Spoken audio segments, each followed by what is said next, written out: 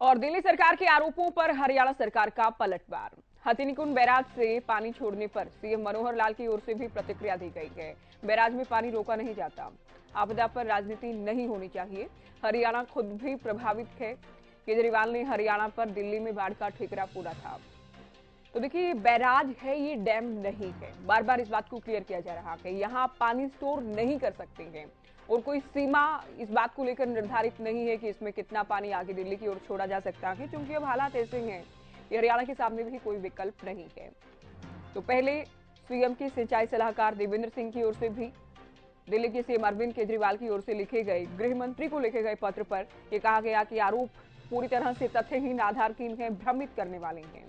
अब सीएम मनोहर लाल की ओर से कहा गया कि आपदा का समय है, कम से कम अब राजनीति नहीं होनी चाहिए और हथिनीकुंड बैराज में पानी स्टोर नहीं किया जा सकता है। तो केजरीवाल ने हरियाणा पर कहीं ना कहीं ठिकरा फोड़ने का प्रयास किया था, गृह मंत्री को पत्र लिखा गया था, इससे पहले ट्वीट भी किया गया था। अब हरियाणा के सीएम मनोहर लाल ने पलटवार किया है दिल्ली के सीएम अरविंद केजरीवाल का।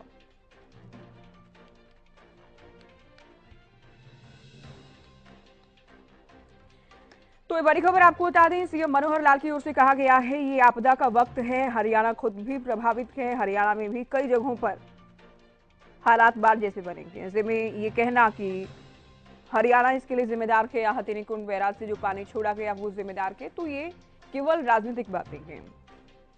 तो केजरीवाल के पास जब जवाब नहीं होता तो सपने में भी उन्हें हरियाणा याद आता है। इन बातों पर राजनीति नहीं होनी चाहिए, नसीहत भी मुख्यमंत्री मनोहर लाल की ओर से दी गई है।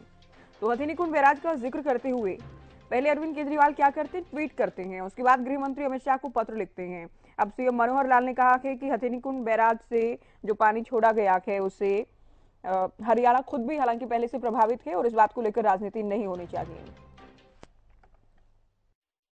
जितने भी काम कुछ पेंडिंग है, कुछ प्रोजेक्ट्स जिनमें थोड़ा सा और स्पीड अप करने की आवश्यकता है, उस पर चर्चा हुई है। खास करके जैसे हमारा जो गुड़गांव का मेट्रो का प्रोजेक्ट अभी कैबिनेट ने पास किया है, मैंने धन्यवाद भी किया है आपका, और उस पर काम कैसे जल्दी शुरू हो। इसी प्रकार आरआरटीएस की जो 2 लाइन्स हैं, एक सरायकालेखा से और शाहजहांपुर वाली लाइन और दूसरी सरायकालेखा से पानीपत की लाइन, इन दोनों लाइन्स पर भी काम शुरू होना है। उसकी भी चर्चा हमने की कि जो सरायकालेखा से शाहजहांपुर वाली लाइन है, अगर दिल्ली नहीं भी माने तो हम एरोसिटी से उस लाइन को चालू करें ताकि उसमें हरियाणा का जितना पोर्शन है उस पर काम। कहना है कि ये पानी जैसी आपदा, फ्लड जो आया है, ये एक नेचुरल कैलामिटी है, प्राकृतिक आपदा है, इसमें राजनीति नहीं करनी चाहिए, ऐसा मेरा कहना है। दूसरा, पानी जो एकदम बरसा है वो अनएक्सपेक्टेड था, इसके लिए पूरा अनुमान भी इतने नहीं थे, लेकिन वर्षा अचानक तेज गति से हिमाचल यानी पहाड़ी राज्यों में भी खास करके पानी जो आया है तो उसका बहाव हमारी नदियों में बढ़ा एकदम। चाहे यमुना के अंदर जो 1 लाख क्यूसेक पहले दिन था, अगले दिन एकदम 3.5 लाख बल्कि 3,70,000 क्यूसेक हो गया। और वो जहाँ तक पानी छोड़ने की बात है, ये हमने केजरीवाल जी को बताया भी है कि ये पानी वहाँ बैराज है, वो कोई डैम नहीं है। डैम पर पानी को रोका जाता है, बैराज पर पानी रोका नहीं जाता है। बैराज पर तो एक सीमा में उसको थोड़ी मात्रा में रेगुलेट कर सकते हैं।